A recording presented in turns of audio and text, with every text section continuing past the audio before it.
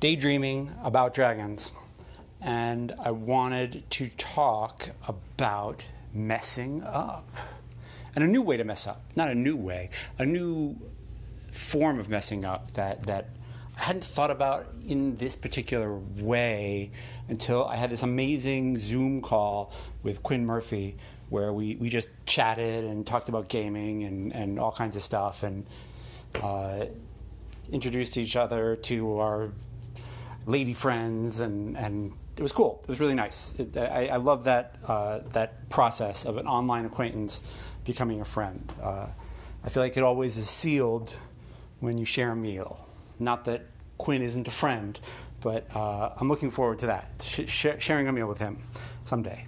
So Quinn and I were talking about something, and he said something really smart about how gaming is difficult. One of the difficulties of gaming is that you're making up things very quickly, right?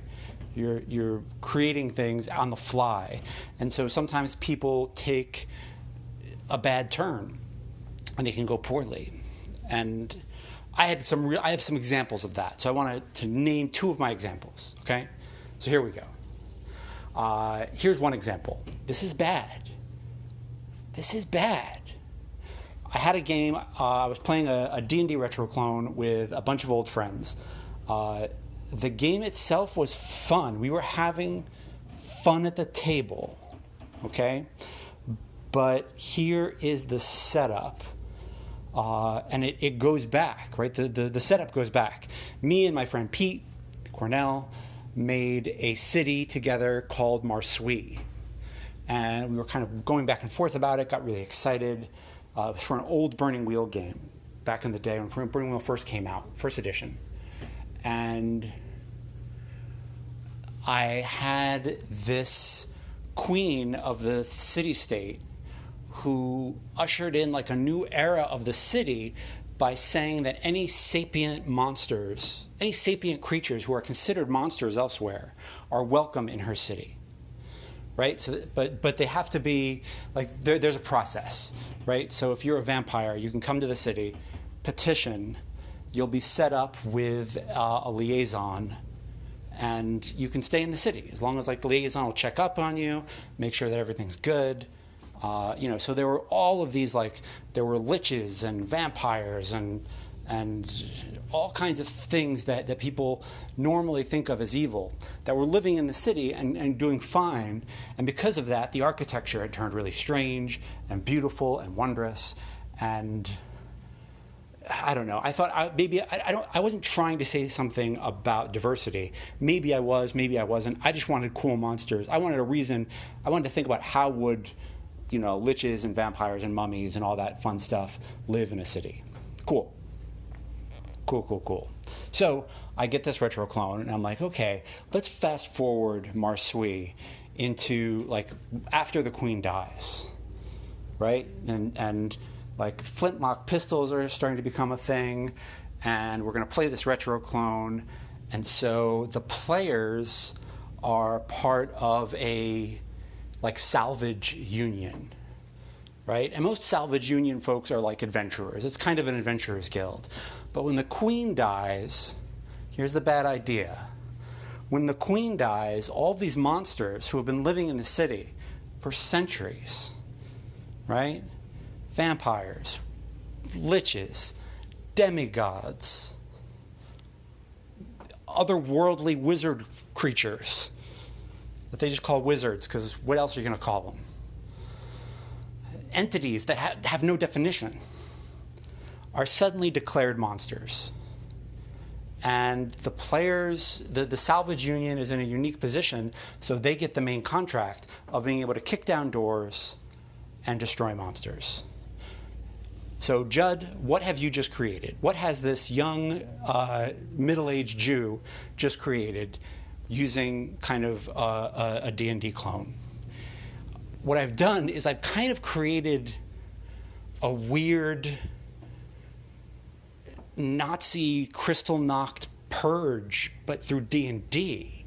Like, what I did is made something awful. I had a group of people who were marginalized, and in a tough position are now declared monsters by the government, and the players are taking the part of the people kicking down the doors and killing them.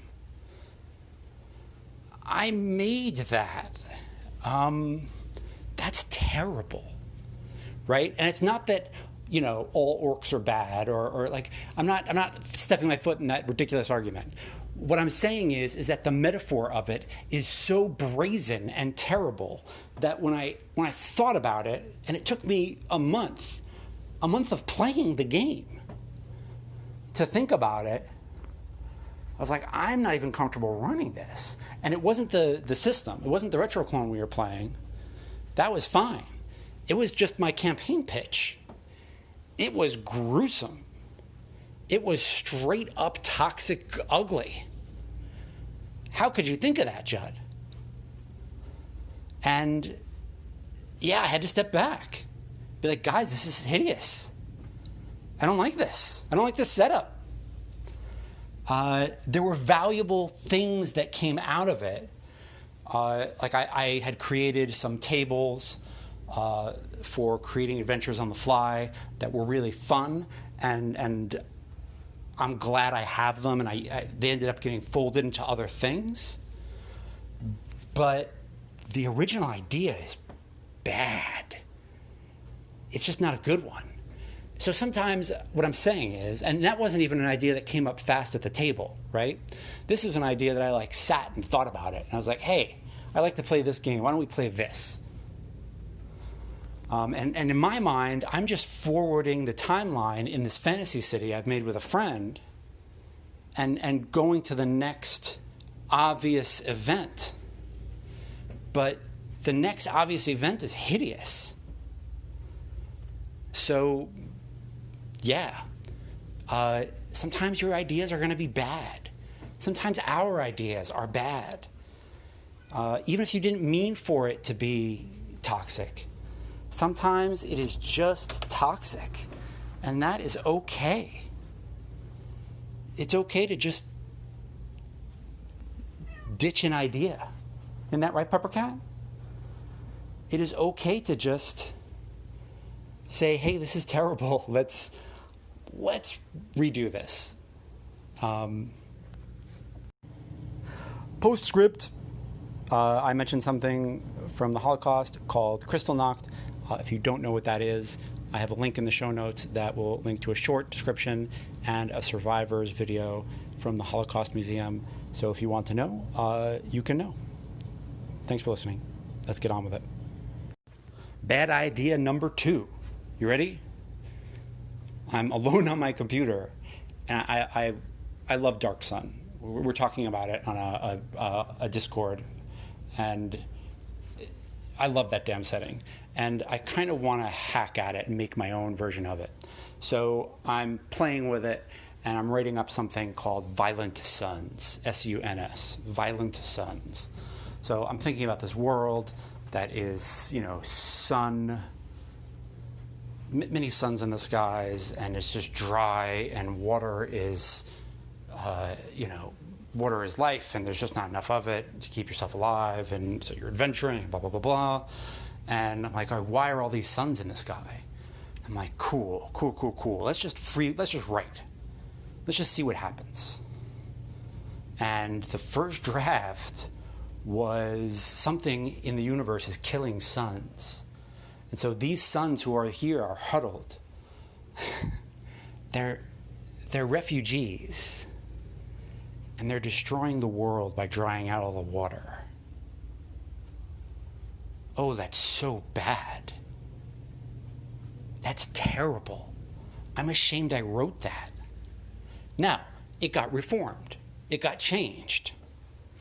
It got changed into, like, the universe, the heat death of the universe is happening, and all of these sun gods are coming to this one last world so they can scorch their stare down on it.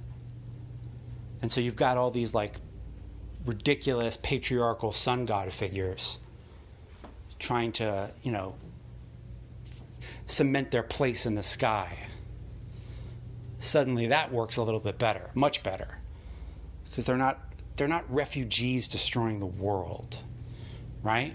And we've talked about this before, how good monsters, there's a metaphor in there, but it's hard to figure out, right? It's like you kind of have to look at it sideways, and it's not direct, and it's not clear, right?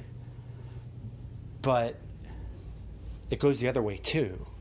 If the metaphor is just so ugly that you can't even, then you got to ditch it. You got to throw it away.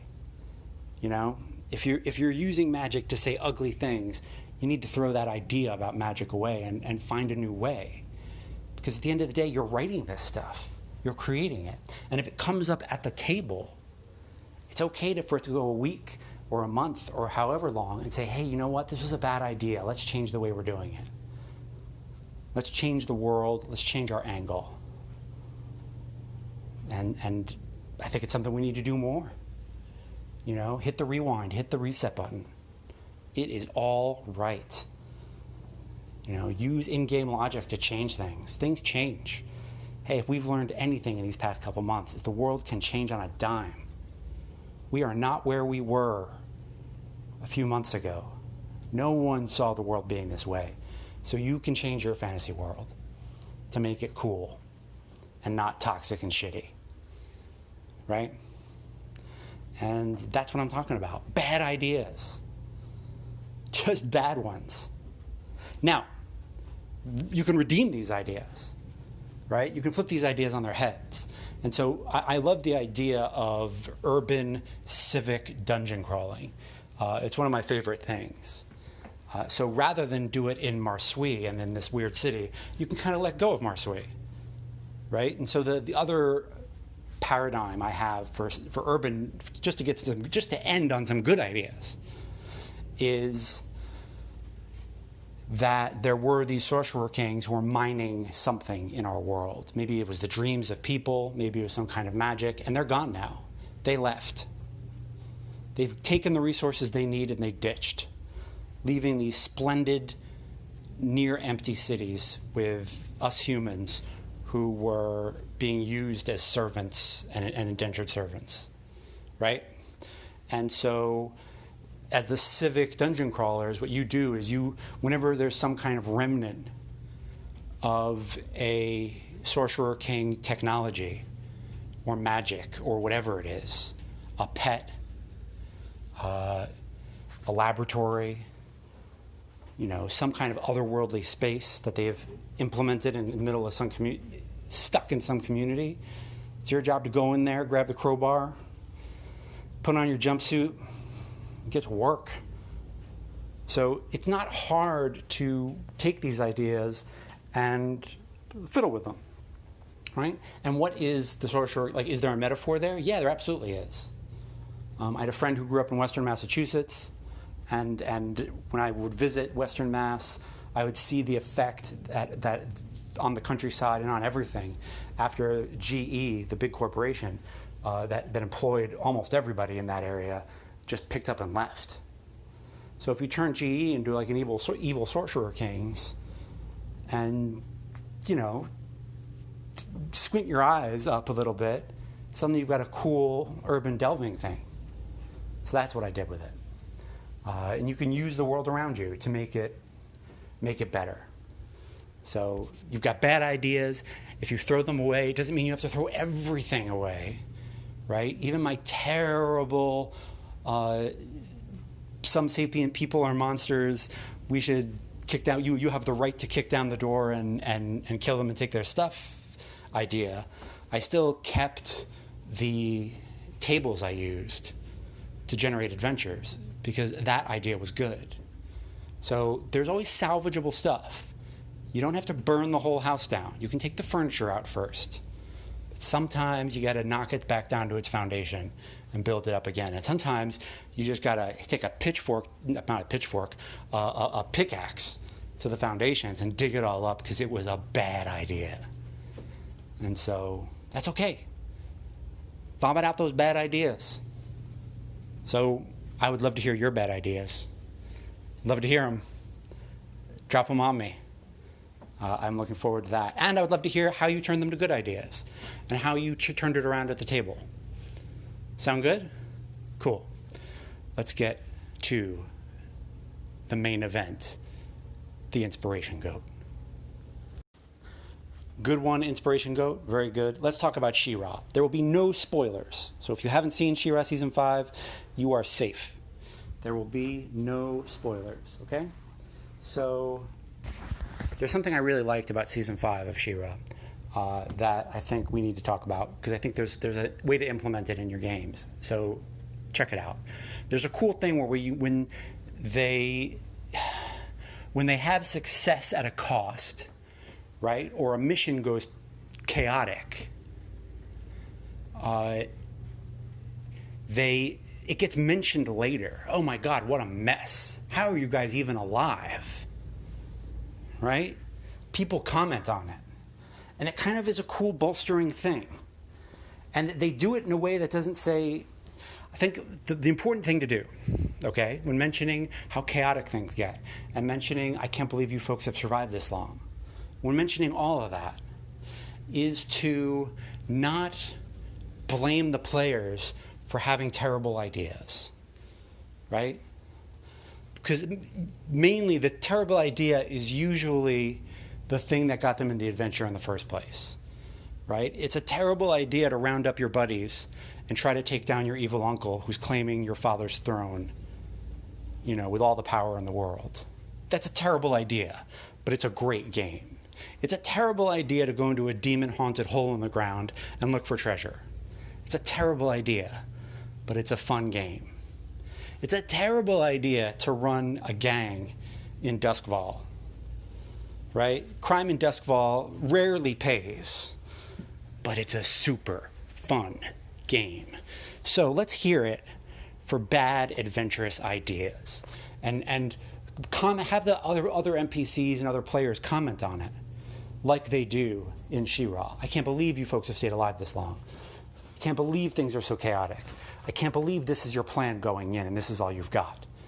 This is wild. It's cool to comment on that stuff. Definitely comment on it.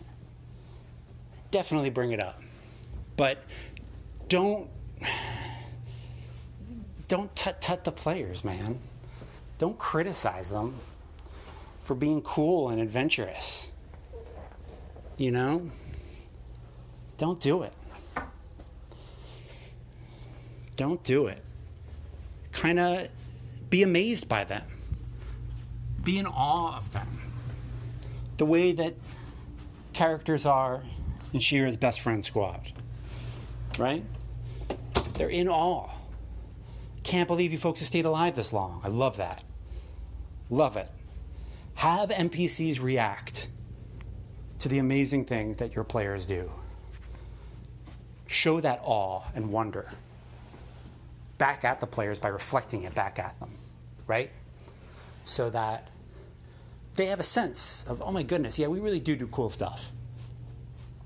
It's pretty awesome. Pretty cool. Yeah, we're proud. We're proud. Most of us have survived it.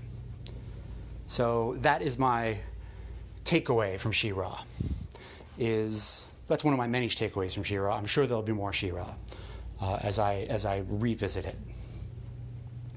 Is show wonder, show awe, have other characters react to the heroic, dangerous, amazing things your players do.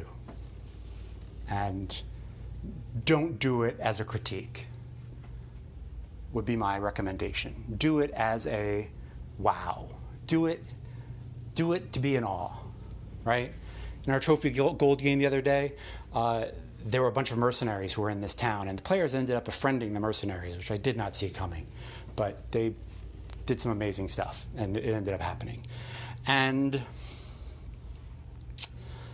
the cool thing about it was there was one point where the players were going to go into a dungeon, and the soldiers were like, you guys are, I can't believe you're going into that hole. Like, these are soldiers, professional soldiers, you know? Like, yeah, we're professional soldiers. We're not going into a necromancer tomb It's going to be haunted as Hades. Like, we're not going in. No way. No way. Leave that for you adventurous types. So reflect it back on them. You know? Show some wonder. Sounds good. Let's get to the outro.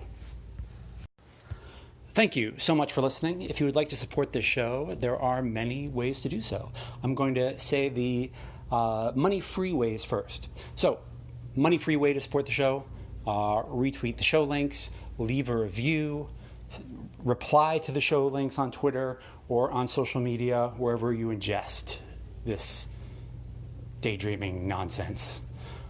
I'd love to hear from you. I'd love to hear your reviews. I'd love to let other people know what they're going to get when they hit the play button. So that's one option. You can send me an email. Send me a tweet. My email is judd.karlman. My Twitter is always in the show notes. Please drop me a line. Let me know if any of this resonated with you. If you have any follow-up questions, if you have an example of how something worked or something didn't work at your table, I would love to hear more about it. I really, really, really want to hear about what's going on at your table. I love hearing it. It'll go in a reply show, and it's always fun. So please, please, please interact. I'd love to have this be a conversation and not me at a pulpit. So those are two ways to do it. You can hit the support this show button. That gives money directly. I'm not expecting that nowadays. Things are a little challenging right now. People are losing their jobs. I get it. Please listen guilt-free. Don't feel like you have to support. Please, please, please. If you can, great. I appreciate you paying for my time. If you can't, I'm glad you're here. You can go and purchase one of my, I've got a couple of PDFs on itch.io. One of them is coming the money is coming to me. The other one, the money goes to charity. Purchasing either one or reviewing either one, after you've read it, is always lovely. So there'll be a link to my itch.io stuff in the show notes too. And that's about it. I will see you next week. My timing has been a little off on getting the show out. Sometimes the midweek reply shows are happening on Friday, and the shows are coming out on Tuesday or Wednesday. Things are getting turned around. Time is a weird illusion.